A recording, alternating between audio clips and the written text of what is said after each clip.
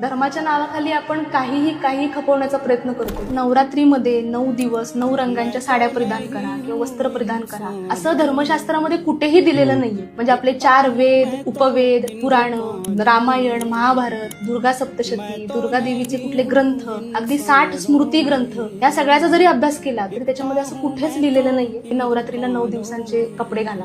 धर्मशास्त्रात काय दिलंय तर धूत वस्त्र म्हणजे धुतलेले वस्त्र परिधान करा आणि महिलांनी जर नऊवारी साडी नेसली तर उत्तम असं शास्त्रामध्ये दिलेलं आहे. ते धर्मशास्त्र आपल्याला कधीच काहीतरी खर्चिक करायला सांगत नाही. म्हणजे आता ते ट्रेंड पडलंय की 9 रंगांच्या साड्या, मग त्याच्यावर मॅचिंग कानातले, मॅचिंग बांगड्या, मग ते असं एकदम खर्चिक ते होऊन जातं. असं ते खरं तर त्याच्यामध्ये कोणत्याही प्रकारचं शास्त्र नाही. आणि आज आपण बघितलं तर म्हणजे महिलाच नाही तर म्हणजे मुली पण मग त्या रंगाचे ड्रेस घालणं किंवा मग मुलं सुद्धा त्या रंगाचा शर्ट घालणं, टी शर्ट घालणं असं पण दिसतंय हल्ली. बरोबर. म्हणजे अगदी आपण म्हणतो ना की अगदी परिसीमा की आता कोरोनाचा काळ झाला तर त्यावेळी 9 रंगांचे मास्क घाला अशा पण ऍडव्हर्टाईज झळकल्या होत्या. खरं तर चिड आणणारं पण आहे खरं तर की धर्माच्या नावाखाली आपण काही खपवण्याचा प्रयत्न करतो. ते अत्यंत चुकीचं आहे. म्हणजे हे काय बघायला गेलं तर काय ना वास्तव ही मार्केटिंग कंपन्यांनी चालवलेला एक प्रकारे विभत्स पण आहे. म्हणजे कुठेतरी त्या गोष्टी जास्त प्रमाणात विक्रीला याव्यात म्हणून अशा प्रकारचे काहीतरी ट्रेंड येतात आणि आपल्या लोकांना धर्मशिक्षण माहित नसल्यामुळे, धर्मशास्त्र माहित नसल्यामुळे या गोष्टींना बळी पडतो आपण आणि मग